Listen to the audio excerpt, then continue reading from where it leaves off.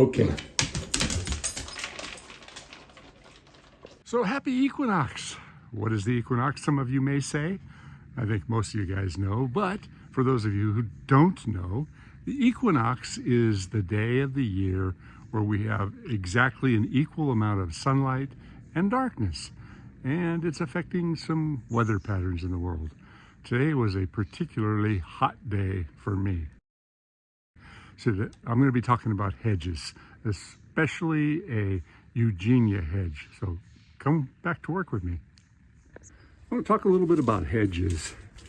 Hedges are a very important part of a lot of our jobs. They're the privacy screen that two neighbors have. And in this case, this privacy screen is pretty important. They don't want to be looking right down into the neighbor's bathroom. So what we've got on this particular hedge is called a Eugenia. And if you can look closely here, you see there's a little bit of a color variation in the plants. Some are lighter, some are darker, healthier, not as healthy, healthier. So what's going on? Well, that's a tough call. There are some issues with the Eugenia, and one of them is an insect that causes the leaves to blister like this. It's called the Eugenia psyllid. And if you look at the new growth, see those little bumps that are starting? The psyllid is a tiny little, it's almost like a white fly. It's really, really tiny, and it bites on the underside of the leaves, kind of like an aphid does, but it causes the leaves to become very, very distorted. And if you get a bad enough infestation, it can actually kill the plant.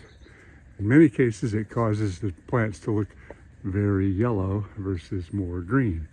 And the infestation in this plant is, or this group of plants is pretty serious. So there is a chemical control for this problem.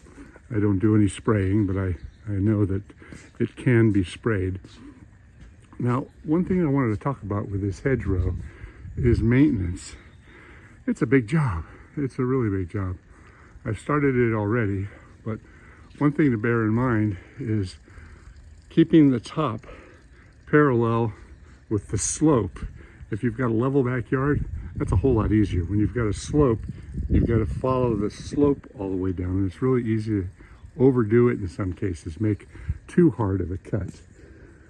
And another issue is if the plants are not maintained often enough, and you have to put them back to where it looks like a hedge, it leaves it looking a little bit sparse, and it's really easy to overdo it if you cut it back, and it leaves big dead areas. So be super, super careful of that.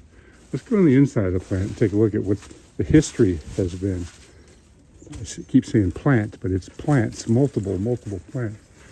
Okay, so if we look up here, you can see at one time somebody came along and did a chainsaw pruning,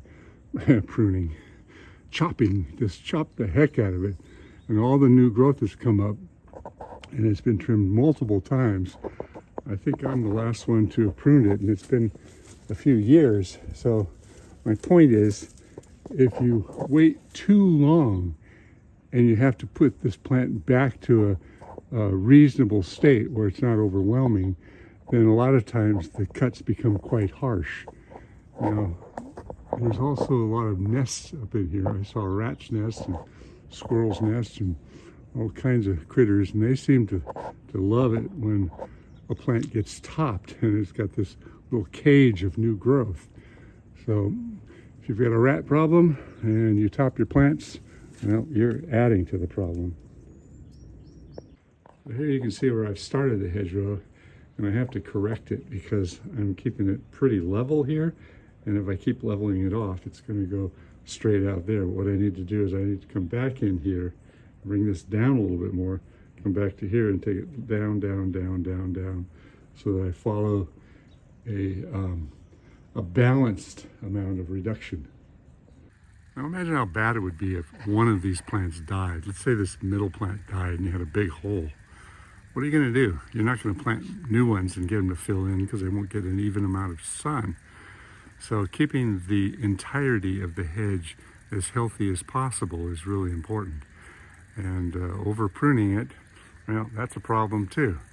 So my answer to this is to do it more often. Don't wait until it's a big job. Be consistent, keep up on it. On this hedge, I would say at the very least once a year, but probably twice a year would keep it looking a lot better. And it stays a lot fuller because you don't have to cut off quite as much. So I'm almost done with topping this down, bringing it down. Topping is a weird word, but that's what I'm doing. I'm reducing this hedge. This is all I've got left. I'm going to get in there with hand pruners and finish it off. And I've got just a little bit over there.